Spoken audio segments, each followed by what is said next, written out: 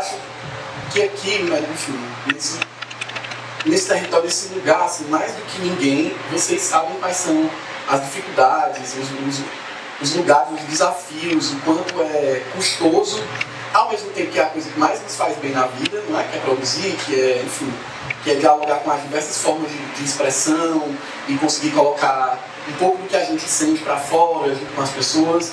A gente sabe que tudo é desafiante, né? É uma coisa estrutural do ponto de vista de orçamento, de divisão de recursos para determinadas pastas. A gente sempre tem que fazer uma pressãozinha a mais, a gente sempre precisa de uma organização mais estruturada para que as coisas andem e, enfim, a gente consiga realizar tudo.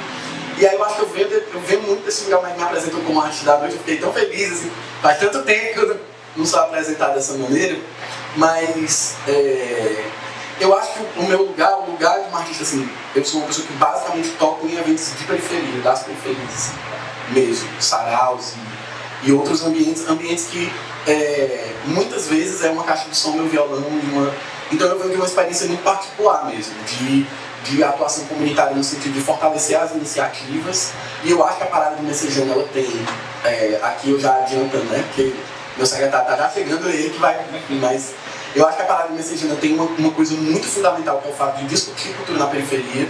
Não são todos os eventos que fazem isso, que abrem para os artistas da periferia um espaço de expressão, que parte da ideia de que você está confortável do ponto de vista da plateia, você está reconhecido só com seus pares ali, pares de pessoas da periferia, de artistas também, enfim.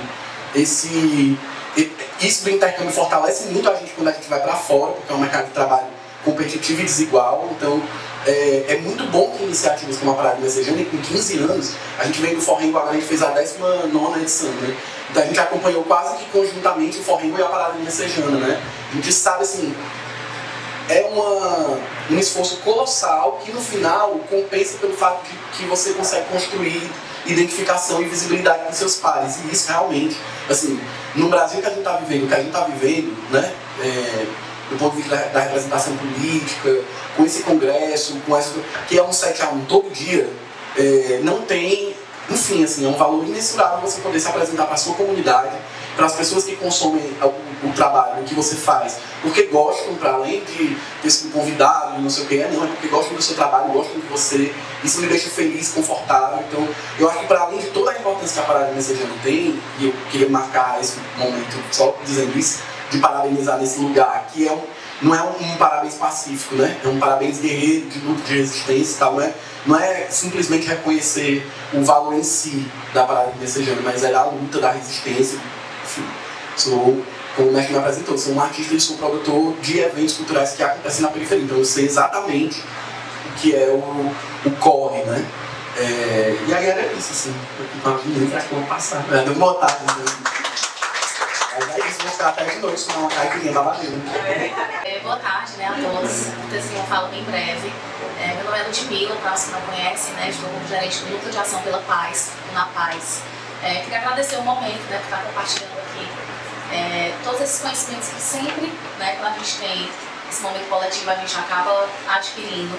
Né? Nós temos uma grande parceria aqui com o Sr. Jorge, com a Nilza, com a Gabi, com todos da equipe, né, na realidade. Temos aqui como proposta do Na Paz também, né, fortalecer o eixo da cultura, dos esportes, dessa convivência, né, comunitária, para poder a gente trazer aqui dentro do território cada vez mais espaços de proteção, né. Então é só agradecer realmente por nos colocar à disposição, tá? E contem conosco. Boa tarde, meu nome é Eliana, estou coordenadora do Complexo Social Mais Infância Curió, né, que vai fazer 3 anos esse ano. E quando a gente começou, a gente teve esse conhecimento que aqui existe um ponto de cultura, o Sr. Jorge foi lá, a gente conversou, ele falou um pouco. E a gente tem se aproximado cada vez mais também diante da realidade que vem se apresentando para a gente no dia a dia, assim, do complexo, né, da comunidade. A gente vê que o preconceito existe, é uma realidade, a homofobia existe dentro de casa. E a gente, enquanto complexo, quer ser uma rede de apoio para todos. Então, quando às vezes chegam, a gente chama de beneficiários de algumas atividades e fala eu não quero ser chamada assim, não está assim na frequência, eu quero que mude. Aí a gente pensa assim, é importante que mude o nome, vamos mudar, e a gente vai lá, e a gente vai vendo que eles precisam ter de fato um espaço de pertencimento e se sentirem bem, e a gente está buscando cada vez mais se aproximar, conhecer, e ser isso para esses jovens, para esses adultos, para a comunidade aqui do Curió, né? A gente, enquanto um equipamento da assistência da proteção social, a gente está nessa luta também, e contem sempre com a gente, né? E a gente também vai precisar contar muito com vocês, porque a gente pensa que não, mas no dia a dia a gente vê o preconceito, a homofobia acontecendo, às vezes, diante dos nossos olhos. Lá no complexo também, desde a ficha de inscrição, né? Aquele primeiro atendimento, a gente também tem a questão de perguntar qual é o nome social que quer, questão da orientação sexual também. Mas muitas vezes, como a gente atende criança e adolescente, ainda tem toda a questão que está em formação, né? Então a cabeça está... Por isso a gente tem uma equipe multidisciplinar, com psicólogo, pedagogo e assistente social. E dentro, nesse acompanhamento das atividades, a gente vai criando esse vínculo e conseguindo ser essa rede de apoio para esse adolescente que está nesse processo que às vezes é um processo bem doloroso, é um processo conflituoso, né? Então, assim, tem aquela escuta qualificada, tem uma escuta sensível, tem a questão de fortalecer ele enquanto sujeito de formação também. A gente também tenta ter esse vínculo com a família. Às vezes a criança quer fazer balé, ele ama balé, mas a família não quer deixar. A gente tenta fazer essa sensibilização com a família. Como a Raquel disse, tem crianças que já têm esse jeito afeminado e a gente percebe os próprios amigos, às vezes, dentro das atividades, reproduzindo o preconceito. Então a gente traz essa temática também dentro para as nossas rodas de conversas, para as nossas oficinas, para fortalecer essas crianças e adolescentes em formação, e adultos também, né? A gente tem pessoas fazendo atividade lá que, depois que começou a fazer atividade lá, que teve conversa com o psicólogo, que ainda estava muito conflituoso, que teve a coragem de se assumir, que continuou participando e que se tornou mais fortalecido porque teve uma rede ali de amigos que aceitou ele estar em atividade de batom, de blush. Então, assim, a gente conseguiu acompanhar até todo esse processo, da chegada até o fato de fato conseguir aceitar quem ele é, né? Então, assim, é um processo que a gente quer estar sempre acompanhando com esse olhar sensível, né? Então, a gente está sempre procurando estar com momentos como esse para conseguir, de fato, compreender e saber como atuar. Eu me acho uma pessoa mais ou menos sincera, prática e objetiva.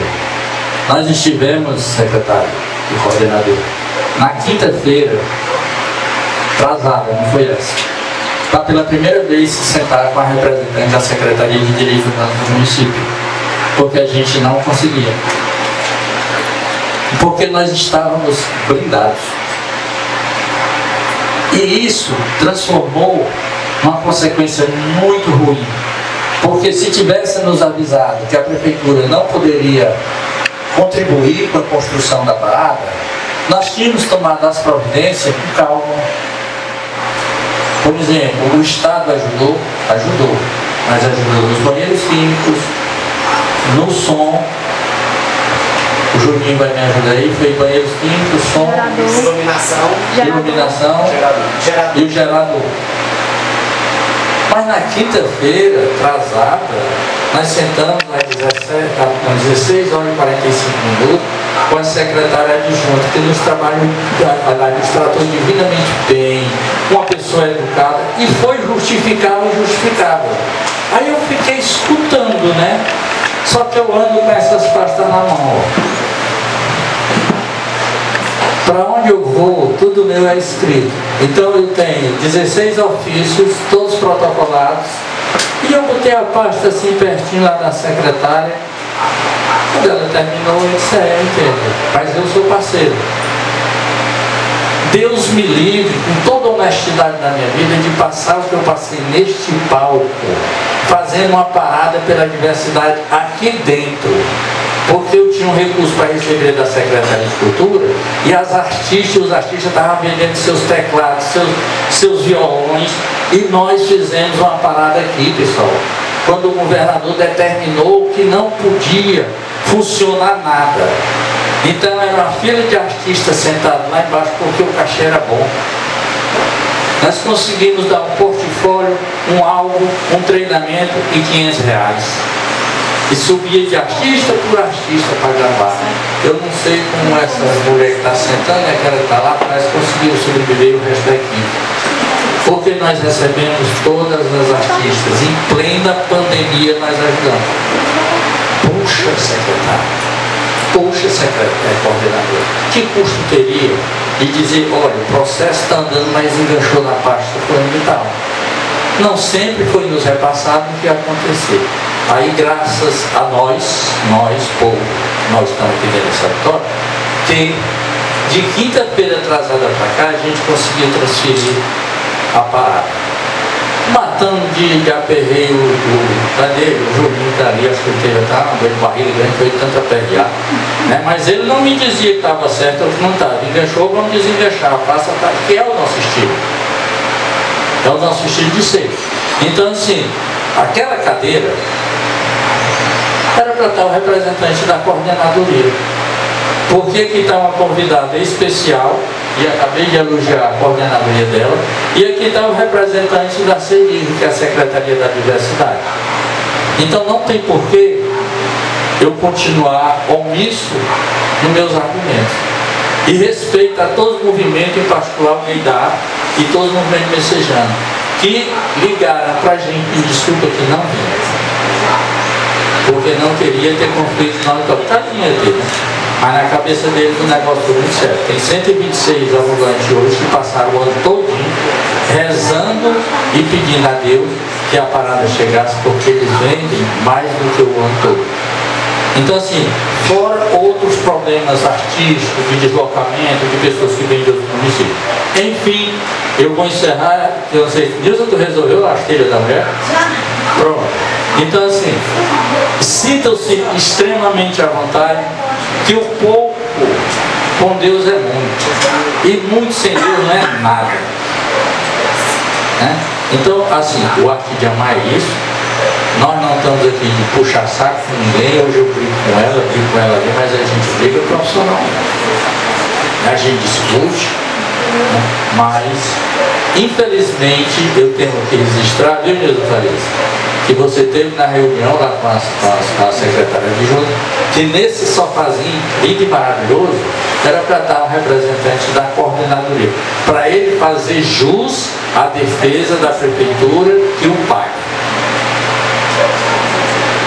Você, eu vou dizer olhando nos seus lindos olhos, eu gosto muito das suas atitudes e gosto muito de conversar com você, porque eu aprendo muito com você.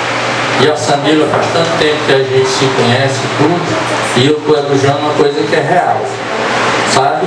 E tive lá no seu complexo, vai fazer 3 anos, né? E disse a você que quando vocês tiverem qualquer problema, fale com a Nilza, que a Nilza fala direto do centro de referência. Não foi assim? Então esse é o George. Agora, meu amigo, eu vou convidar a Nilza Farias para sentar no lugar da coordenadora, porque eu tenho que ir lá embaixo, porque o palco é tão grande que só a iluminação já está fechou o palco. Mas muitíssimo obrigado, certo? Agradeço a Michelle, que hoje de manhã falou comigo, certo? Eu acho que essas dificuldades abrem até as quero agradecer muito a deputada Larissa Gaspar. Quero dizer a vocês que não adianta fazer pressão, como tem alguns movimentos sociais que andam te abraçando e te beijando, mas quando é por trás de outra história, vai ficar mais aqui só tem uma bandeira. Vou entregar hoje.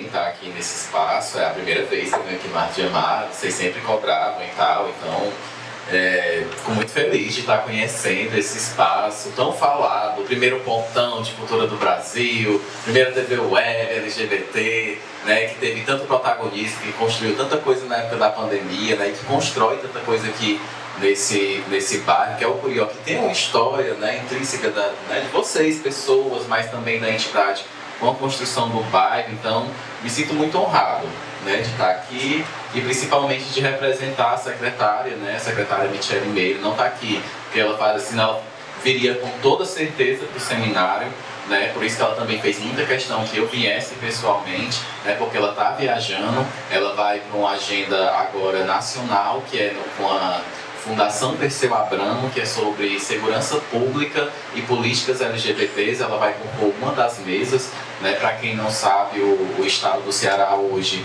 é o estado mais avançado na catalogação e no georreferenciamento da violência contra a população LGBT, né? Muita gente viu, é sobre os olhos de quem vê, né? Aquela reportagem do Povo, eu sou pesquisador da violência LGBT no estado do Ceará. Aquela reportagem do Povo que todo mundo falou, aumentou a violência em tantos por cento, cento e tantos casos, 13%, né? Cento e tantos casos. Nós somos o único estado capaz de dizer isso. Nenhum outro estado pode dizer isso.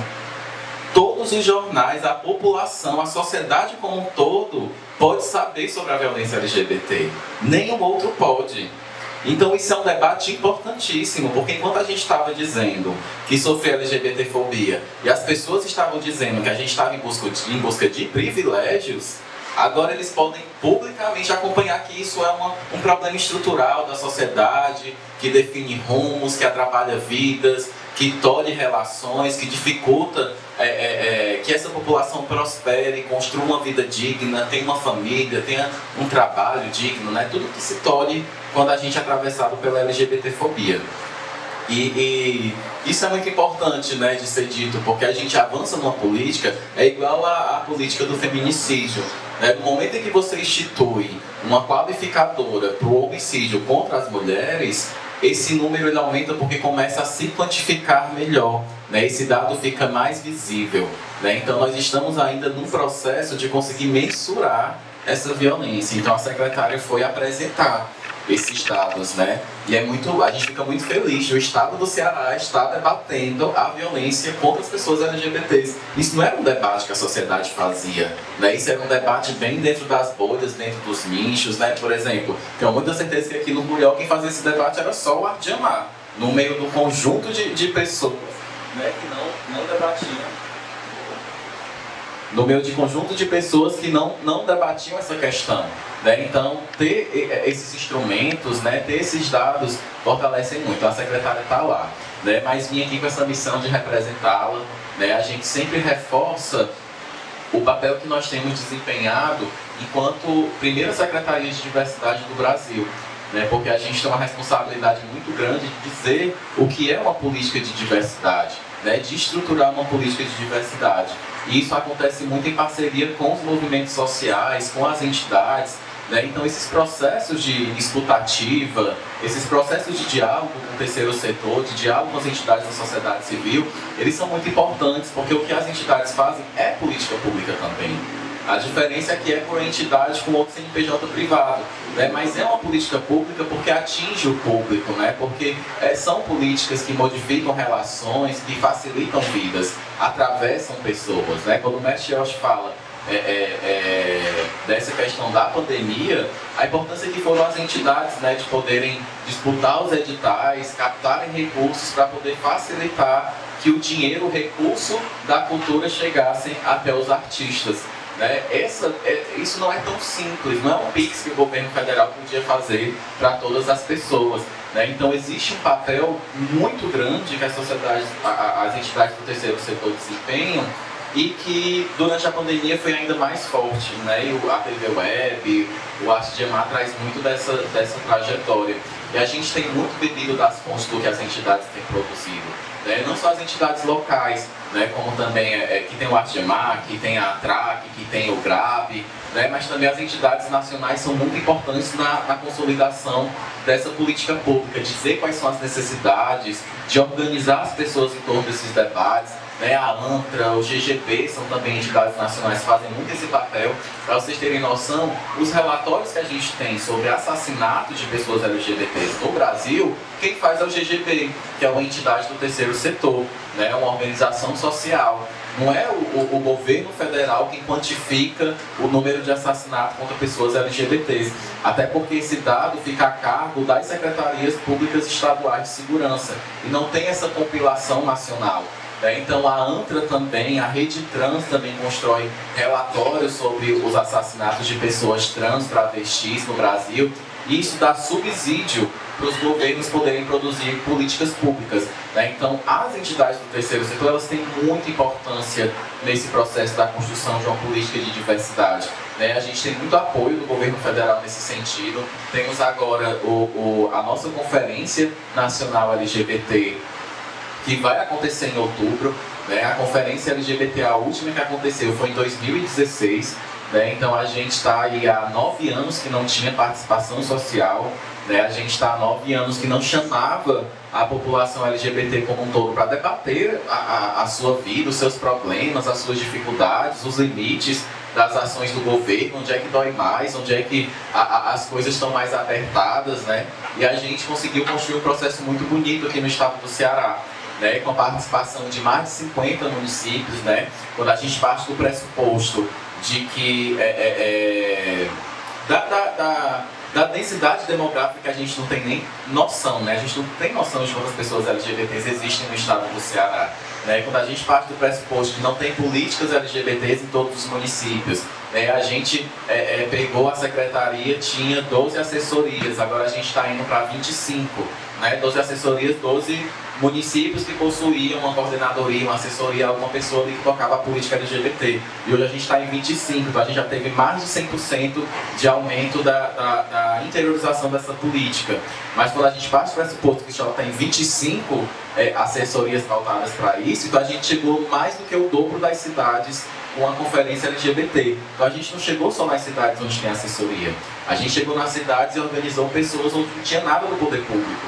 Onde muitas vezes era um coletivo, uma associação da sociedade civil que fez esse vínculo. Então o nosso papel também é um papel de juntar várias mãos. Quando a gente faz o esforço de tentar garantir estrutura para parar, a gente sabe que nós queríamos garantir tudo, A secretária, por ela garantia até a atração, Quem conhece a Michelle sabe que ela, por ela com certeza teria feito 100% do que foi pedido. Mas nós somos uma secretaria novíssima, Nós somos uma secretaria que acabou de nascer, sem estrutura própria de execução orçamentária, Então a gente dá nó em pingo d'água, Eu que sou secretário executivo, eu faço 300 funções para além da minha, Todas as outras secretarias que executam, elas têm no mínimo 2 secretários executivos, Que é o secretário da política e o secretário de gestão interna, o PGI. A gente não tem, e a gente executa. O que isso significa? Que eu faço trabalho de 2. Então, e não só dos 2, mas cada secretaria tem uma estrutura própria, Então, eu faço trabalho de um outro secretário e de uma outra estrutura meu que nós não temos. Então, o papel de consolidar uma política, ele é muito grande. Ele é muito maior do que o que a gente consegue mensurar e ele tem um impacto que a gente nem consegue dimensionar ainda, Mas que a gente está colhendo os frutos. E os frutos disso é ter respaldo, é ter respeito nos espaços, é a gente conseguir chegar na ponta, O centro de referência hoje chega em todos os bairros de Fortaleza e chegou em todas as regiões do estado do Ceará, Não é pouca coisa, Até porque ele só está na capital. A unidade móvel, que é uma referência para o Brasil, ela tem chegado nas menores cidades do estado do Ceará. E as pessoas, quando elas chegam, você chega numa cidade remota do estado, no interiorzinho do estado, e você vê uma unidade móvel, toda colorida, com pessoas ali LGBTs, preparadas para lhe receber, lhe acolher, dizer que você tem direitos, dizer que existe um governo do estado que traça políticas para você, que não só a Secretaria da Diversidade tem políticas públicas para essa população, mas as outras secretarias também, A própria unidade móvel, ela é fruto do Previl, Ela é fruto dessa cooperação do Previl, assim como o centro de referência. A gente está agora lançando o EJA da diversidade. A gente pegou junto com o nosso Impondera, que a gente também tem um Impondera com pessoas LGBTs, a gente está trazendo o EJA da diversidade que as pessoas querem estudar, mas elas não querem voltar para a sala de aula e passar pelos mesmos bullying, as mesmas opressões. né? Então a gente é um EJA da diversidade exatamente para fazer a elevação escolar dessas pessoas com a qualidade que elas merecem, né? Dentro das particularidades que elas apresentam, né? Com o respeito que elas merecem. Então e isso não é uma política nossa. A política da educação é uma política da SEDUC. Né? O que a gente faz? A gente também é um órgão de articulação interinstitucional. Né? Nós vamos ter mais um edital de políticas LGBTs na cultura. Né? E nós já vimos que tem várias críticas. A gente já, na última reunião que nós tivemos com a Secretaria da Cultura, a gente levou todas elas, inclusive. Acho que a gente tem grandes coisas para construir. Eu falo enquanto sociedade cearense, estou secretário executivo da diversidade, eu não sou. Né? O que eu sou é cientista social, uma bicha lá do Acaracuzinho, no Maracanaú, né? que tem dedicado a vida a lutar pelos seus direitos e do restante da população LGBT e que recebeu uma missão que acaba o próximo ano. Né? O próximo governo, como vai ser, isso é um detalhe da história. O que eu sei é que, independente de qualquer coisa, estarei brigando por um mundo onde as pessoas LGBTs tenham mais direitos, né? Tenham mais respeito, tenham mais acessos. Né? Então é deixar o meu abraço, estou muito honrado de estar nesse espaço e que a gente se encontre sempre na luta, né? Independente de estar no governo ou não, estar sempre no meio desse fuzuê que é o movimento LGBT, a nossa luta diária. Obrigado, obrigado. Boa tarde, né? Quero agradecer a cada um de vocês que estão aqui, que vieram aqui, né? Que tem essa consideração por estar aqui. Eu queria que tivesse mais gente, né? No dia do seminário do terreiro não tinha nem onde colocar cadeira, que era bastante gente. Mas eu estou nessa resistência, eu sou resistente e vou estar sempre lutando pelos LGBT. E eu quero um dia isso aqui tudo cheio, como eu tenho certeza que lá embaixo hoje vai ser. Que eu queria que fosse lá na Messejana, né? Mas a semana inteira eu tive muito ruim por conta da ansiedade grande demais, mas tinha pessoas que chegavam para mim: ah, Nilza, quem sabe que não é uma coisa melhor para vir para o bairro, quem sabe se essa parada não é para ser aqui mesmo. O Curió foi o mestre que começou o Curió, por que essa parada não é aqui no Curió mesmo? Mas é porque a gente já tem 14 anos, né, lá, mas nós lutamos muito, aperreava o André, aperreava o Júnior, e o Júnior dizia que não era com ele, a gente sentou com ele, sentou com o Júnior, eles aqui fizeram o que pôde, né? Mas a gente sempre quer mais, nunca quer só aquilo, né? Sempre quer mais, né? E o que eu acho que o importa é a gente estar aqui, dando as mãos e a gente fazer essa resistência mesmo, que é essa parada pela diversidade, esse seminário, né? E eu só quero agradecer ao mestre, a Deus e a todos que estão aqui. Obrigada. Gente, eu não vou me alongar. Primeiro, dizer que é importante suas palavras, né? Nilza Resistência, eu tenho que mudar o nome dela. Eu sempre falo isso. Eu quero dizer, Nilza, para você, uma experiência que eu tenho, assim, de militância, né? Porque antes disso, estar coordenadora do centro, eu tenho uma história de militância, né? Eu iniciei o meu processo de ser servidora pública na partir de 2013. Mas a minha militância veio desde quando eu nasci, é óbvio, mais organizada, né, no partido, no movimento social, desde 2006, graças, né, a Tina, graças a Janaína, a Indalete e o próprio Alvaneiro. Eu sou primeiro grado com muito orgulho. Já fui para várias ações da Rede Trans, seminários nacionais, que é o shopping, um que aconteceu uma vez em Goiânia, que tinham 6 pessoas. E foi um dos workshops que a gente mais entregou o produto, que a gente discutiu de forma melhor. A gente tem que compreender que nem sempre é do jeito que a gente quer.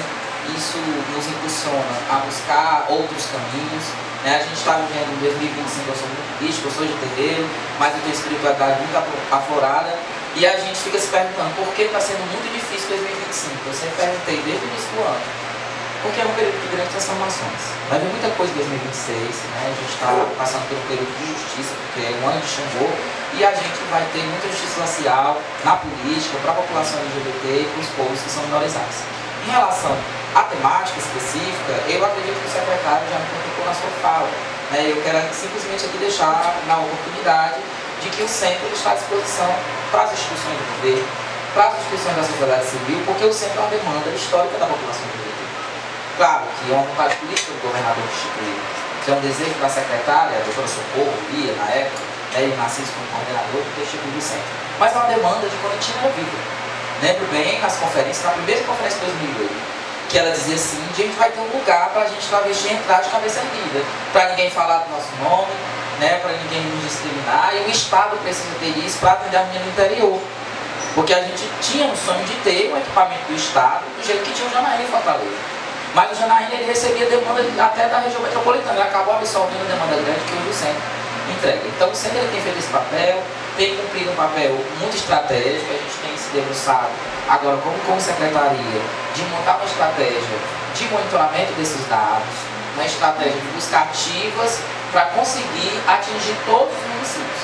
Claro que a gente não vai conseguir isso de forma imediata, a gente também não vai mentir, né? A gente é muito sincero quando constrói política, mas que a gente está buscando os meios. Um dos meios é a unidade móvel, que pode chegar e levar o mesmo serviço aos lugares mais remotos. E a gente pensa na unidade para chegar no sítio, né, que eles falam no interior, que é no sítio, no Povo das Águas, no Povo das Florestas, nas comunidades ribeirinhas, as comunidades mais longe, onde não tem, né, o serviço público da assistência, o serviço de saúde, e o centro tem cumprido esse papel. Claro que com muita dificuldade, porque a gente não tem uma política desenhada como a política da assistência social, porque a gente não tem uma política desenhada como a política do SUS. Mas a gente está construindo, o Ceará ele faz história quando tem uma secretaria, ele faz história quando tem um centro, o único centro do Brasil, onde ele é custeado 100% e ele é gerido pelo governo. Todos os outros centros de referência que você vê em outros estados, eles são projetos como o Rio Sem Homofobia, que é um aporte financeiro, que gerencia centro de cidadania, que é contratado por empresa terceirizada e gerido pela sociedade civil, como é exemplo de um que tem em São Cristóvão, em Aracaju, que eu até ajudei dando exemplo do Ceará, né, que tinha o Janaína e que tinha o Centro TINA. Mas o TINA ele é custeado nesse formato de serviço social, de assistência social e de assessoria jurídica, talvez. Então a gente precisa se aproximar dos equipamentos, que é nosso, porque não é da Samira, porque não é da Larissa, que já foi nossa assistente social, que eu quero saudar, que aqui representa o mandato da nossa vereadora Adriana, mas a gente precisa estar mais próximo. Eu sei que nós, como sociedade civil, a gente sabe os caminhos para identificar as pessoas. A gente sabe os caminhos para resolver a vida das pessoas, mas a gente precisa entender que esse é um papel do Estado. E que os equipamentos, que as pessoas que estão lá estão sendo pagas para realizar um serviço que é do Estado. Porque se a gente como sociedade civil resolve, a gente deixa de fazer naquele tempo e com aquela nossa energia, algo que é nosso como movimento social quer fazer, que é fiscalizar, que é participar do controle social, que é de construir a política de forma participativa, como a CEDIC tem feito, através dos conselhos, através da chamada, através de toda vez que a secretária, que o secretário, que a Luana, que o Yuri recebeu o movimento social para construir uma política participativa, que essa é a marca do governador. Então a gente precisa entender isso. Qual é o nosso papel como sociedade? Qual é o papel do centro? E como é que eu vou cobrar do centro para fazer esse atendimento? Nós não temos medo nenhum de ser cobrado. Nós não temos medo nenhum de ser chamado a atenção. Porque a gente, apesar de ter um formato organizado, um fluxo organizado, nós somos seres humanos. Temos as nossas falhas. Mas a gente quer acertar. Então quando a gente recebe uma reclamação, é para a gente tem que reclamar. Olha, o atendimento não foi legal, eu queria que fosse assim, eu vou lhe explicar porque não foi. Olha, esse encaminhamento deveria ter sido assim. Aí eu vou lá chamar a atenção da equipe, ó, porque foi encaminhado assim, como é que tem que ser feito, né? Sempre trabalhando com a sociedade civil, que esse é o nosso papel. Então deixar o centro de posto aberto, na sexta-feira, lá na Aldeta do Norte, 970, onde era o antigo Cine de Papicu, que hoje tem um prédio de abrigo da nossa delegacia de Trim. A gente trabalha muito mandado nessa perspectiva. A gente tem no segundo andar cursos profissionalizantes que acontecem. É lá que o secretário não falou nada na fala dele, que vai funcionar o nosso LGBT, que vai ser para os alunos do Empodera, mas também vai ser para toda a população LGBT e especificamente, em especial a população trans, que é a população que mais tem déficit de educação. Então, vocês do Arte de Amar, tiver qualquer pessoa trans, qualquer pessoa LGBT que tenha vergonha, que estejam afastados da escolaridade, que estejam afastados da escola, que desejam voltar, que nem queiram voltar, marca o atendimento no centro, que a gente faz uma conversa, a gente faz um convencimento para que essas pessoas possam gostar de voltar a estudar, para que elas possam ter elevação escolar e que elas possam alcançar o emprego, porque o emprego dá dignidade para a população LGBT. E sem emprego, a gente não vai conseguir avançar. É isso, muito obrigado, boa tarde, muito obrigado.